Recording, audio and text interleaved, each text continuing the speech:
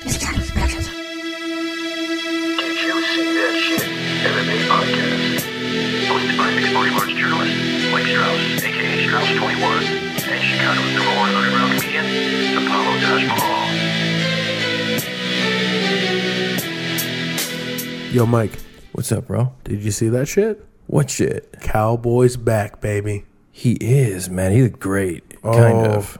You know what? He started off real slow like he normally does. Yeah, he's a slow starter. He's a very slow starter. But, man, he came out with that knockout. And you weren't so happy about certain things about that fight, were you, man? Certain fights, you see this, right? Where guys want to show an abundance of respect to each other. And listen, man, I don't mind guys showing respect to each other. There's a time and a place for it. Usually after the fight, right? Yeah. During the fight, I'm not so much a fan of it. Listen, if you want a fist bump, fine. At the start of a round, fine.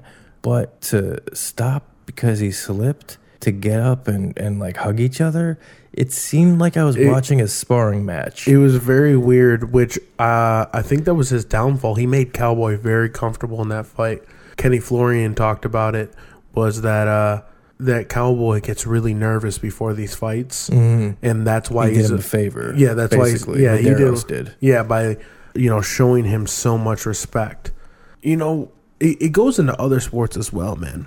I don't like to see competitors lovey-dovey. You can go all the way to boxing, basketball, football, and a bunch of sports. You see them before the games, give each other hugs, dap each other up. I don't like seeing that, man. You're about to go to war. I don't mind it to a certain point, but when it gets to be too much, like it seemed like every 10 seconds they were fist bumping or doing some dumb shit. Yeah, I think it only hurt Yancey, man, and it's going to be hard for him to start climbing back up those ranks that he's been climbing up. Medeiros? Yeah, because he's a natural 155er, right?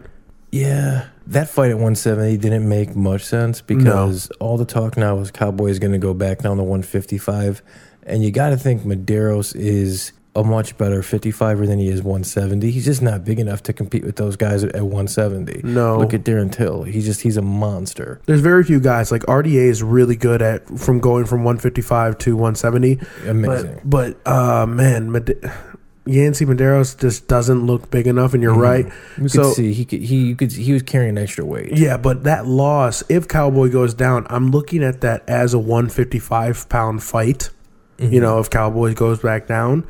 So in the ranking system, we'll talk more about this later. The rankings, yeah. But man, it's gonna be hard for him to like climb up the ranks. He's gonna need a really good win to get himself into the light, like how he was after the first Cowboy fight. Yeah, right. I don't personally, Cowboy Cerrone, I don't think he's ever going to compete for UFC gold. I just think it's past him. I've seen crazier things. Sure. You never know. Bisping won a title. Yeah. So there were talks before about him going to 170 belt. So you never know, man. You never know. And you never know Derek Lewis, because he looked down and out in that fight. Mic drop. In typical Derek Lewis fashion, he knocked Tybura out, but in the third round, this was weird because in the first round, it was typical Derek Lewis. He looked like he was going to end it early in front of his people there. Oh, yeah. But he didn't quite get the job done. And then Tybura comes out in round 2 and does what Tybura does. He has top control. He has a good ground game. And then in round 3, seemingly in the middle of a clinch exchange, all of a sudden Lewis gets this burst of energy and just finishes Tybura with this video game combo. It was crazy. Kind of looked like chubby Yoel. You're watching the fight. It's like, is he in this fight? Is he doing what he's doing? And then he just explodes on people. It was amazing to watch. I said it in the last podcast, and we've had conversations about Derek Lewis outside of the podcast. And I keep saying, is he the best, fighter in the heavyweight division? No. I even think his ranking skill-wise is very generous. Very. But what he is, he's just a dog. He goes out there for one reason and one reason only, and that is to fight. He might not be doing it pleasing to the eyes, because honestly, watching him fight, it's not a technical masterpiece. It doesn't look that far pretty. From it, yeah. But it gets the job done, and you know what? More times than not, it does. It's very weird, and People love him too. He's entertaining, man. He's good with the mic, and I could see what people like him. People are talking him and Curtis Blades. That's something I said the winner of that fight would probably match up with him well, so we'll see. A lot of people are actually asking for Francis and him. Francis and Derek Lewis. Yeah, that would be a fun fight too, but who knows what the UFC has in mind. James Vick fought on that card. He was a guy that I thought would really have a coming out party. Yeah. Now, he won his fight. Francisco Trinaldo is an extremely tough guy. I thought Vick would have a more convincing win. Now, of course, he won, and, it was a fine performance.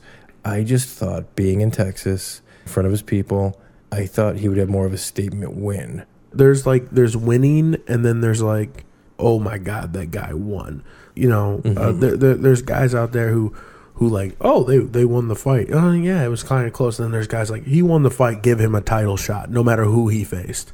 That's kind of how that kind of goes. But it wasn't half bad. I wasn't crazy impressed, but I wasn't disappointed.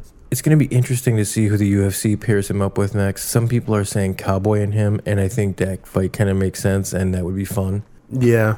But we'll have to see what the UFC has planned. And then Thiago Alves, man, he showed up finally. Curtis Milliner debuted in the UFC and did his thing, though. Took Alves out. I figured this would happen, and I think you agreed with me. Yeah, Thiago Alves was there in body, but that's not about it. But that was about. He showed up for that show check. That was about it, man. I'm sorry, USADA ruined his life, man. Dang. Yeah. You could add him to the list, the ever-growing list of casualties, right? Well, you can also add him to the list of guys that got taken down by GSP. Yeah, well, that's true too. Also on the undercard, Sage Northcutt. He eked out a decision win, and a lot of people didn't think he deserved it. I'm fine with the decision. It wasn't very convincing. I was fine with it either way. And then also Jared Gordon. He had a rough going in Texas. Yeah, but he'll pick his head back up. He'll get back to it, and he'll be back before no time. Is it just me, or does Sage Northcutt seem like the type of guy that's gonna have a crazy sexual scandal come out soon?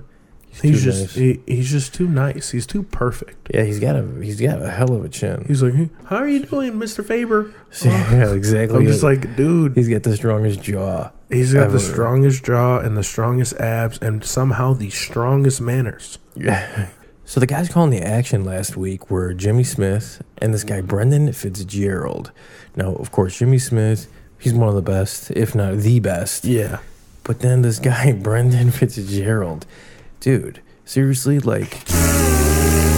yeah, to say the least, man, it was 28 seconds in, and he had already messed up 3 people's names. And I'm like, who is this guy? Was it his first time?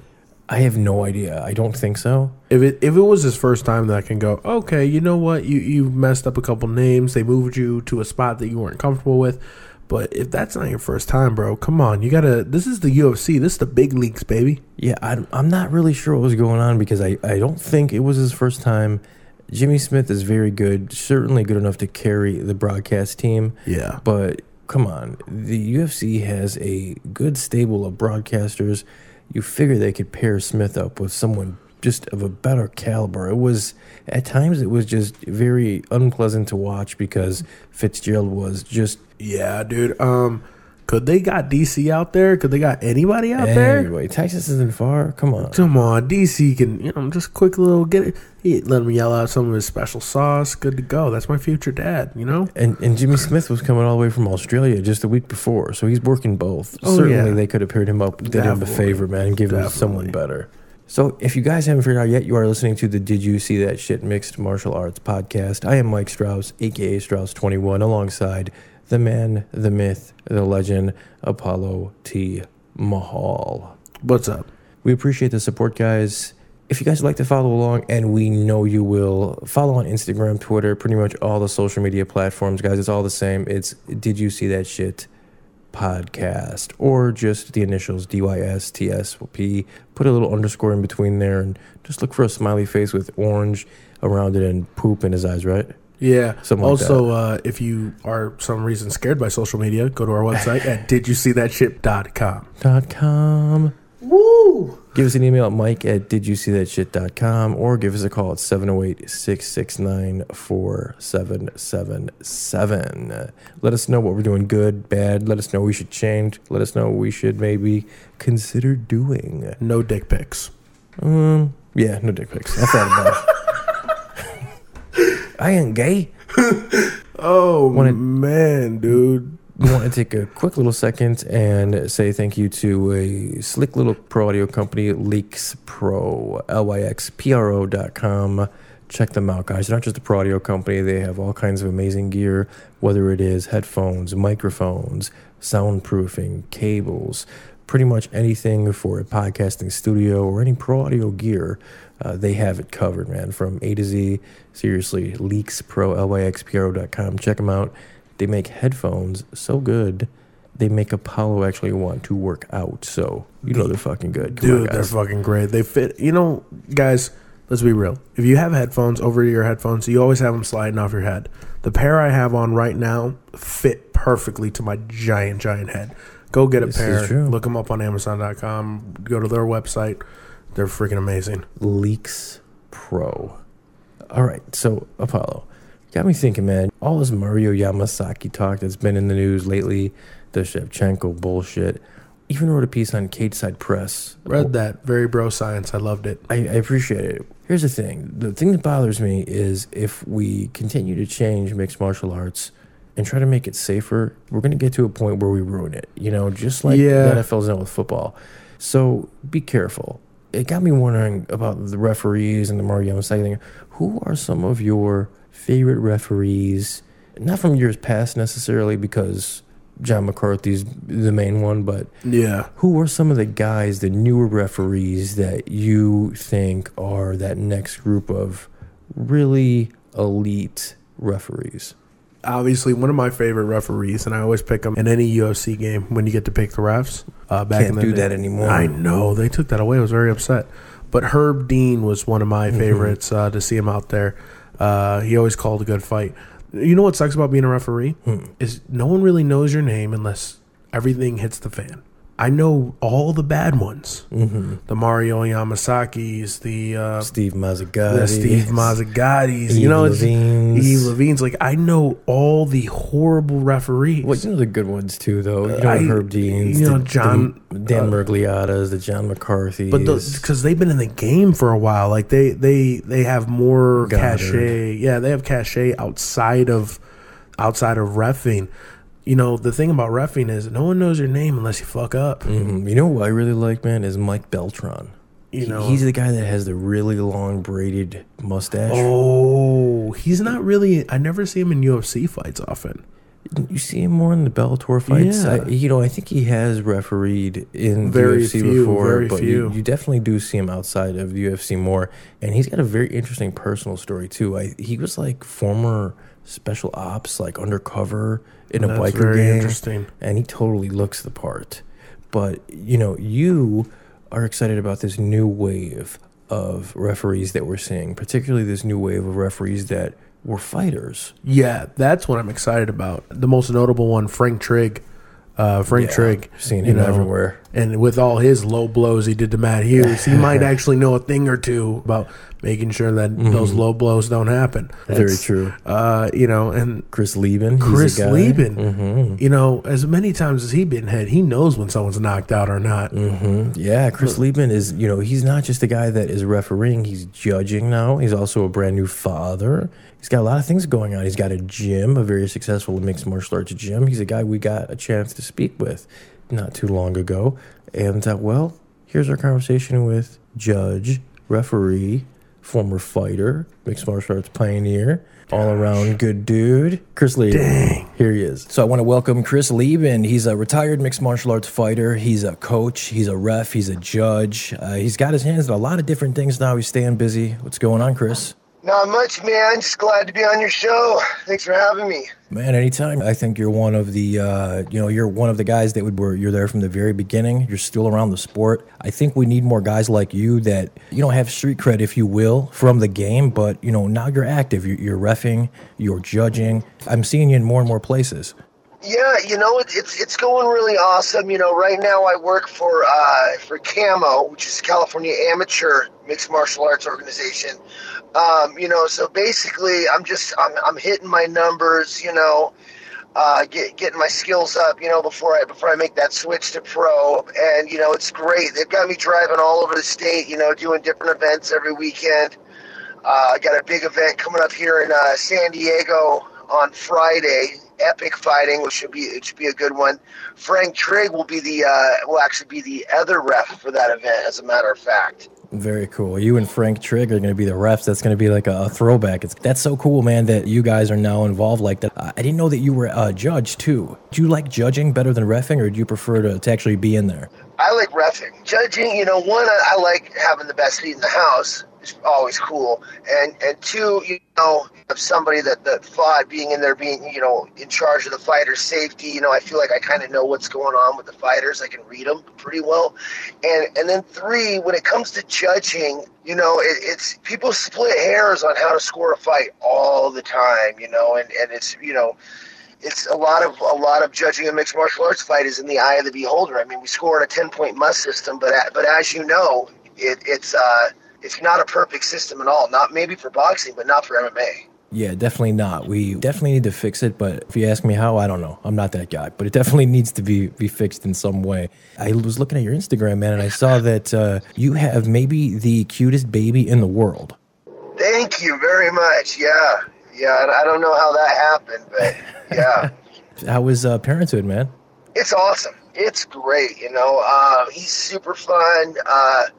He turned 12 weeks old on Saturday, so now he's starting. He's looking at you. He's laughing. He's grabbing onto things. He's playing. It's great. He sleeps through the night now, so that's a big bonus. It's funny because everybody told me, they said, well, it's the best thing that'll ever happen to you. They're going to wake up every 2 hours crying. They're going to shit on everything. They're going to, pee on you. They're going to puke. It's the greatest thing that you'll ever go through. And it's so true. It really is. It's all worth it. Yeah, it definitely is, man. And I know that you're going to be a great father. The arena gym, the arena MMA, that seems to be going pretty good too, huh? Yeah, we're crushing it at the gym. Yeah. Now, that's a full-fledged mixed martial arts gym, right?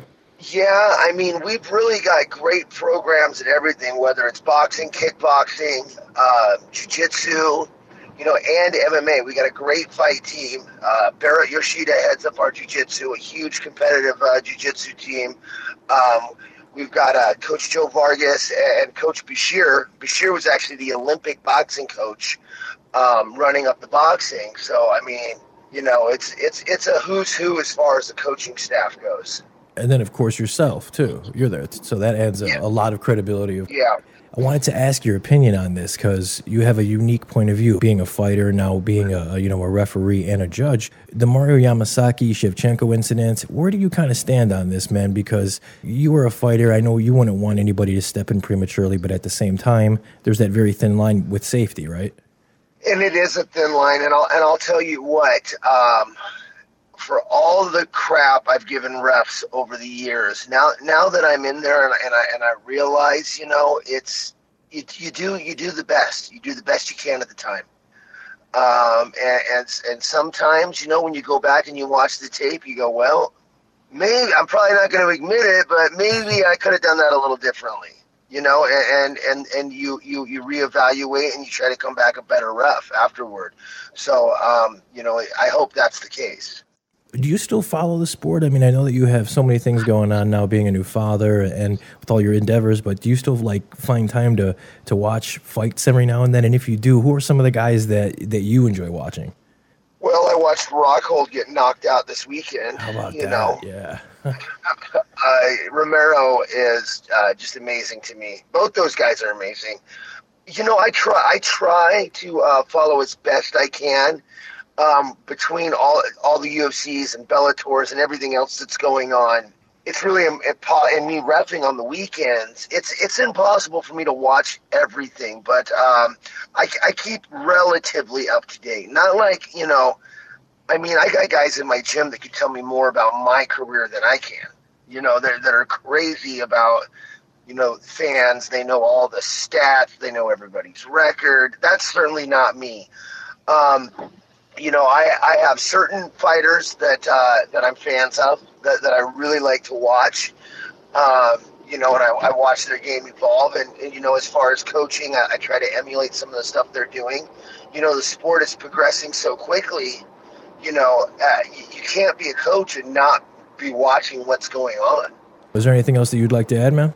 If anybody wants to train with me, I'm at the arena. Other than that, hopefully they'll catch me reffing at a fight. Life is good, man. Life is good. Life is good, man. Well, I appreciate it, Chris. I'm truly happy, man, that you are out there and you're fucking doing it. I really think we need more guys like you, like Frank Trigg. That's just the coolest thing because you guys actually know the sport. And I think once this thing cycles through, we're going to really start getting competent guys like yourself in positions that matter. Thanks, man. Thank you. Yeah, I hope so. As far as I know, I believe that Trigg and I are the only two guys reffing. Yeah, which is just crazy, I mean, I guess guys are going in other ways, but I think that once more people see the success that you and Frank are going to have, I think that we're going to, you're going to be a pioneer in that field too. So we kind of have a tradition here, man. Could you say this is Chris Leben and you're listening to the Did You See That Shit podcast? You got it. This is Chris Leben, and you're listening to the Did You See That Shit podcast.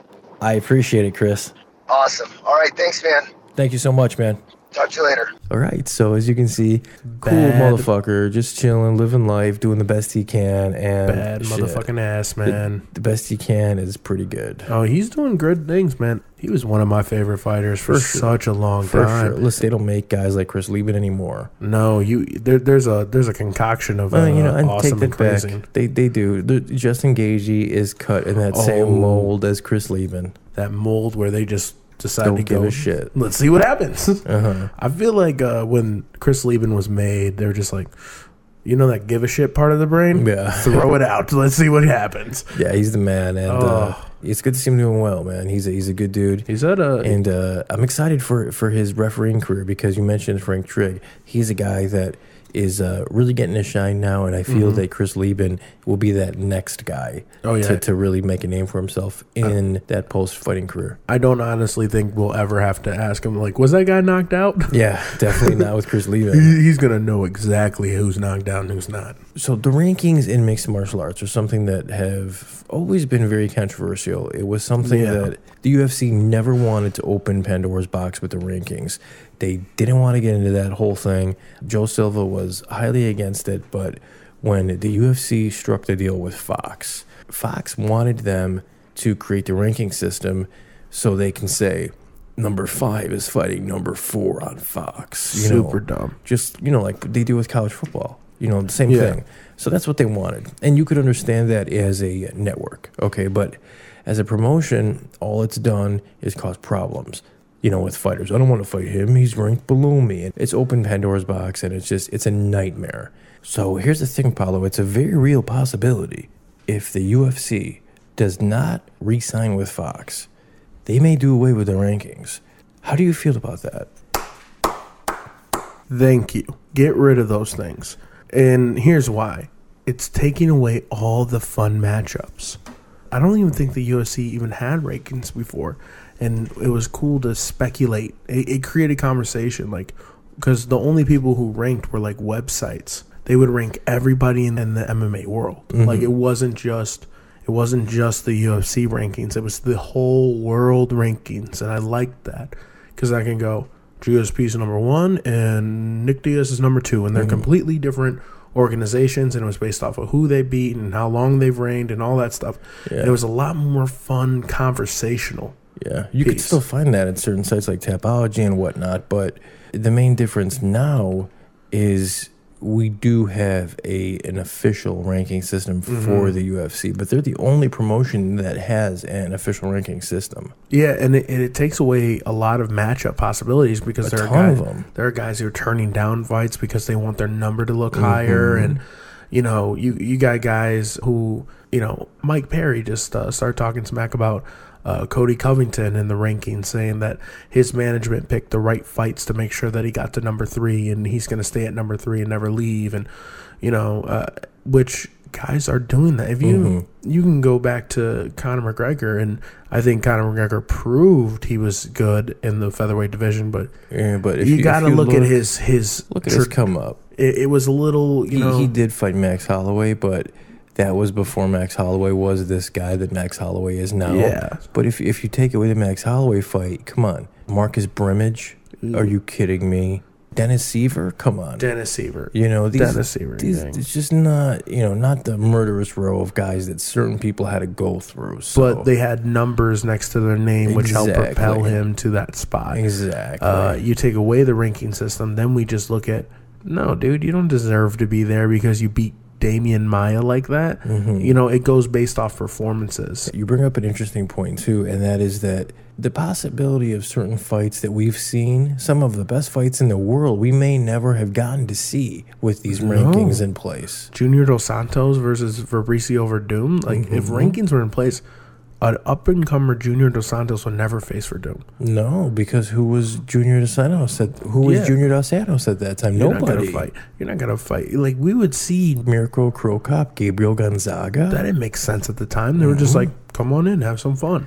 We used to see some crazy. Chael Sonnen versus Anderson Silva would have never happened. Oh my God! And can you believe people forget that Chael 24 minutes? He was less than a minute away from winning that fight until Anderson hooked a triangle on. I know, he was whooping that ass big time. He wasn't grinding out a decision. He was, but he was putting a beating on him. He almost knocked him out a couple times. Yeah.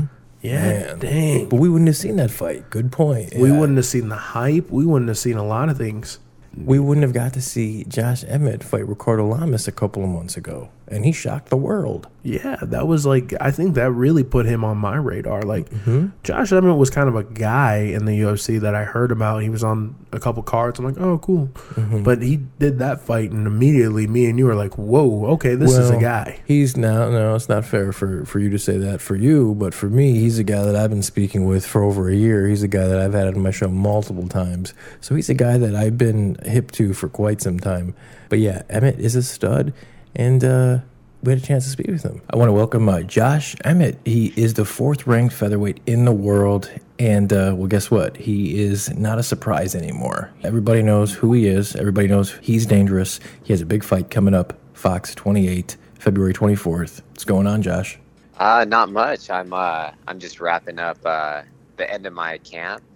And everything's going actually really well this time. So I can't wait to, get in there and perform again on the 24th. There's many reasons why I'm looking forward to fighting on the 24th, but the biggest one is just that you can make weight so you can shut all these people up because you've never missed weight before and people want to make this an issue and it's not. That's what I'm looking forward to. Yeah, and that won't be an issue. It's the last fight, it was on 3-week notice. I was sick, antibiotics, and I was close, but it was like you said, the first time I've ever missed weight, and it was disappointing for sure. But yeah, I'll make weight easy this time. So you're definitely not that guy. How have things changed for you, man? I mean, obviously, before you KO'd Lamas, I don't know if the average fan knew who you were, but now, man, everybody knows who Josh Emmett is. Yeah, no, it's I don't know. Everything's kind of the same for me. It just feels like another fight, another day. I'm just back to practice, doing the typical things that I have been doing that kind of got me to where I'm at. The only thing that's really different in my mind and my eyes is that I have that number 4 next to my name, which doesn't really mean anything to me. It's just a number. Rankings don't mean anything. Anyone can lose a fight, whether I'm fighting the champion or I'm fighting the guy that's ranked last in the division. It's still the top guys in the world. It's still going to be, a risky fight. But maybe it's the thing that I've noticed is maybe people's perception of me has changed. Like certain people, like, of course, all my friends and family, everything's the same. But people that, like, I know, it's they treat me different. It's weird. I'm like, the hell? But it's just it's different. You know what I mean? I'm the same exact person. It's just people's perception has changed. You're just a dude. You're just an everyday dude, but you just so happen to be very good at beating people up, right? That's right. We talked about this a little bit the last time we spoke about fighters kind of picking and choosing their fights. You're not that guy, but you have ran into this. Every other day a fighter doesn't want to take a fight for this reason. What's going on, man? Why don't guys just want to fight? Man, I don't know. I understand that it is a business, and they are trying to make, I don't know, just smart plans and do things strategically. But man, I didn't even know you could turn down a fight until I got in the UFC. I thought, the matchmakers call you and say, hey, this is who you're fighting, and it's a done deal, but I guess that's not the case. You're just, say you're locked into a 3 or 4 fight contract, you're guaranteed those 4 fights within the allotted time. So say it's like 22 months. But if you pick and choose and turn things down, obviously the matchmakers do not like that. Me, I just want to stay active. I want to compete. I think I'm one of the best fighters in the world, so I'll fight anybody, whether it be a 4-day notice or a 3-week notice or whatever it may be. And just like this, I got the Lamas fight. Nobody wanted to fight him, and I'm grateful that no one said yes, because I wouldn't have got that fight if someone took it. So I'm glad that went down. And then now I'm fighting, Jeremy Stevens, and he's ranked behind me. But like I said, rankings don't mean anything. I think he should be in the top 5. I still think this is going to be one of my toughest fights to date. And, I'm going to be really prepared for it. So I'm not sure why people turn things down. I guess I can see from certain people's, I don't know, they're just their standpoint as far as they're trying to maximize the money that they get. You know what I mean? So it's like, if you sit around and wait, especially if it's for a title challenge, that's guaranteed money. You're getting a lot of money. Whereas if you're going to take this super risky fight, you're only guaranteed 1 check. And if you win, you may get a little bit more, but it's nothing like the guaranteed paychecks. So I see it, but it's just, that's not me. I'll fight anyone. I guess you do make a lot of sense, though. I guess, those guys that are kind of, picking and choosing, but you're a fighter, and fans are always going to be drawn towards fighters. Mario Yamasaki's been in the news. I'm sure that the fight that he refereed with Shevchenko, some say it went a little too long.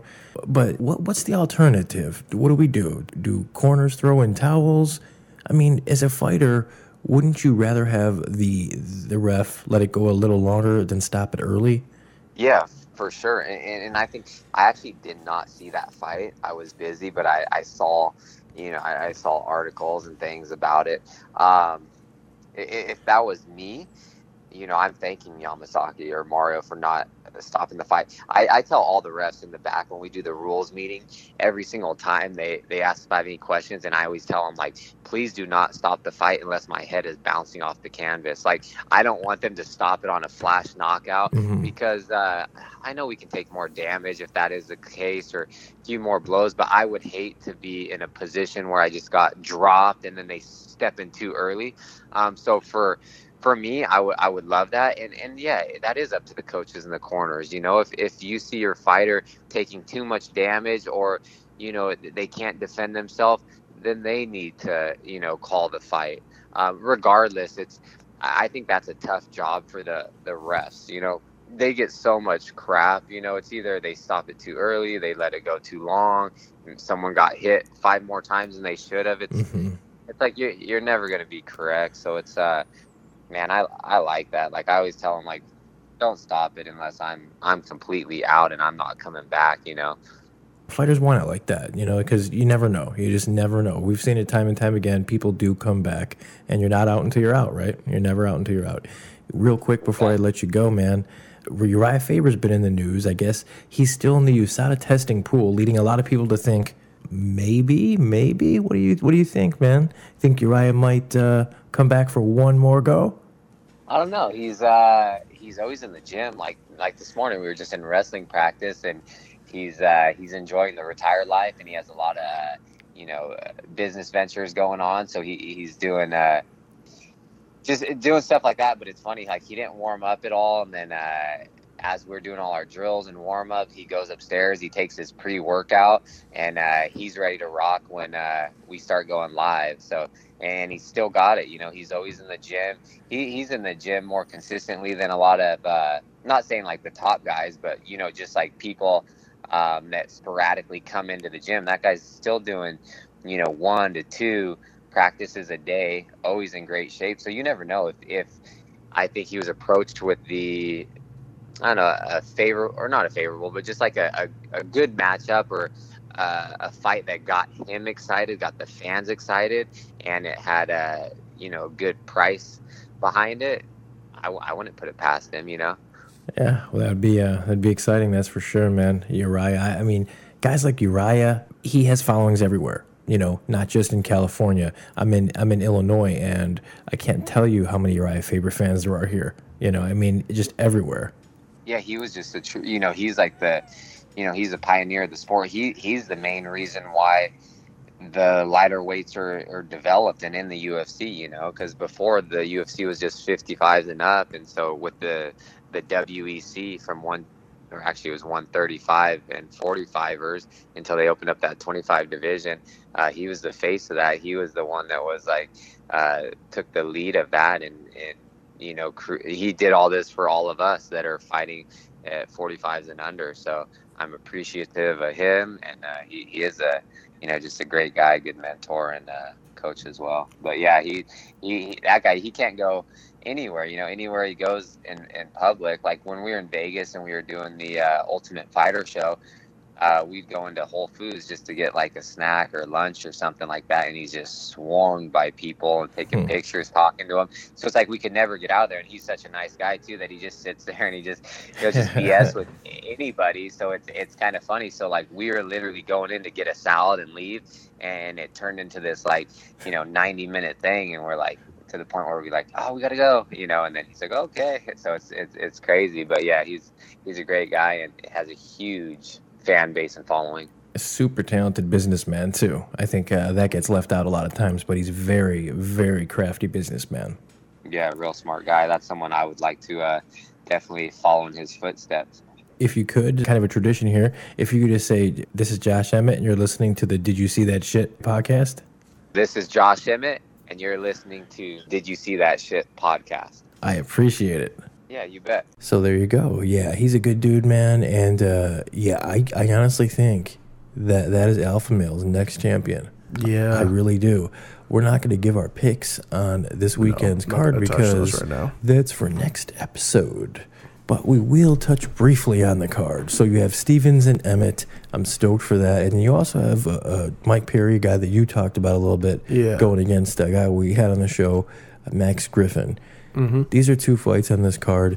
You have the main card opener in Perry Griffin, and then the headliner in Stevens and Emmett. Which fight are you looking forward to more, though? Stevens and Emmett. Really? I think that's just a barn burner. Okay. I thought you would say Perry, because I know you're a big Perry fan. I'm a big Perry fan, but I don't. His fights are always exciting. But always. But Griffin is a technician, and Perry does have issues with technicians. So you might be coming to the dark side. Don't bring me to the dark side. Have to wait till the next episode to find out if you make that transition. So I'm doing research now. So guys, this isn't my picks. I'm getting a little more educated, more technical. Yeah. So Stevens and Emmett, man. You barn burner, to say the least. If good old JR was calling this, it would be a slobber knocker, right? Oh my God, it is amazing. These guys are almost carbon copies of each other. They're around the same age for all the wear and tear and mileage that Stevens has got. He's 31 years old. Okay, that's crazy. Well, he's been around for a while. 21 years old. He broke in UFC. So, I mean, he's been around forever. But he's really now finding his groove, man. The Gilbert Melendez fight, he looked fantastic. But if you look at Emmett, he's a guy that is really similar to Stevens. I think Emmett's wrestling is a little bit better. Mm-hmm. In terms of power, initially you might want to give it to Stevens, but Emmett has a different kind of power. He legit has a one-punch KO power. Yeah. He's more of an explosive athlete, as to where Stevens is more of a pure boxer with a big punch. Emmett's more well-rounded, I'm going to have to say. I got to do more research. I'm going to watch some of their older fights to really get a handle and really, the only guy to ever beat Josh Emmett is Des Green, and that was a very close decision loss. Yeah, that could have went either way. I wouldn't have been mad either. So I'm gonna have to look back and before our picks, and man, this is why I keep saying, the UFC is giving Fox that good right now. I think it is a really solid card. A lot of analysts and journalists are saying this is a weak card. I don't agree with them. They need to get their weak asses out of here with that, because this is a card you have, for a free fight. Yes, you don't have the names of some of the guys, but you're getting guys who are going to war. Everybody on this card wants to go to war. It's a really solid Fox card. I think it is. We both think it is anyway. So some surprising news from a couple of days ago, man. Bellator, they let go 13 fighters. Holy cow, Dana White. It was very surprising, man. The list of the fighters they released goes like this: L.C. Davis, Steve Garcia, Steve Cazzola, Kendall Grove, Georgie Karkanyan, Fernando Gonzalez, Kevin Casey, Francisco France, Mike Rhodes, Francisco Carmont, Felipe Lenz, Ben Ryder, and Alexis Dufresne. A couple of these names right away jump out at me.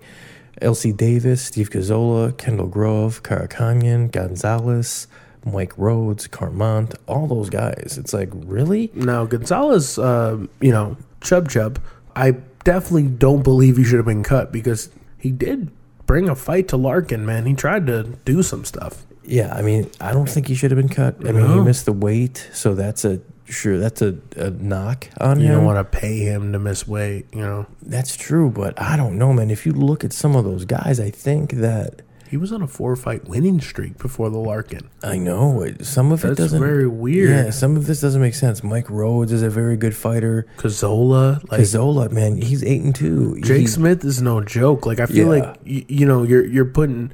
What does that say about Jake Smith if you're going to cut him right after that? Well, the thing is with Cazzola, man. Cazzola is on a 2-fight losing streak, but he's 8-2. So this is the first stumble of his career.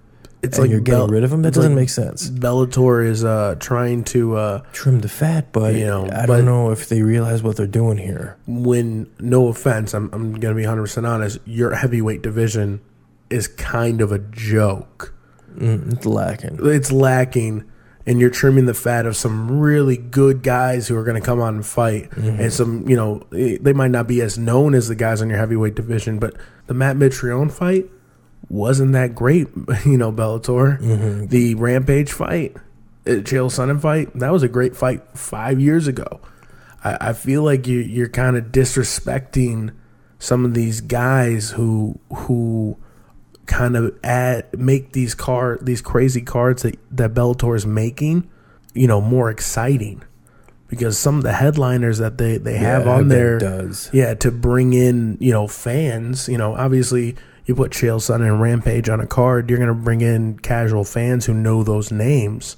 But the reason the fans are staying and the fans are like, oh, that was a good night, I spent my money on some real fights, is because of the Steve Gonzolas of the world, the Gonzalez, the real guys who are going out there and who are in their prime now. Some of the guys that they released don't make sense. Cazzola, Rhodes, Carmont, Fernando Gonzalez. Some of it doesn't make sense. I hope they know what they're doing. I mean, if this was the UFC, then I can go, well, you got some heavy hitters, I kind of get it. Of course. But Bellator, man, you're one of your highest selling is Frank Shamrock and Hoist Gracie, man. What?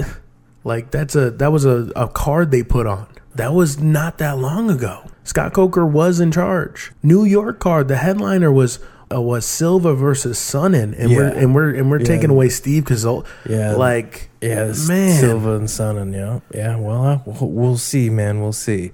But something else that really took me by surprise, Apollo.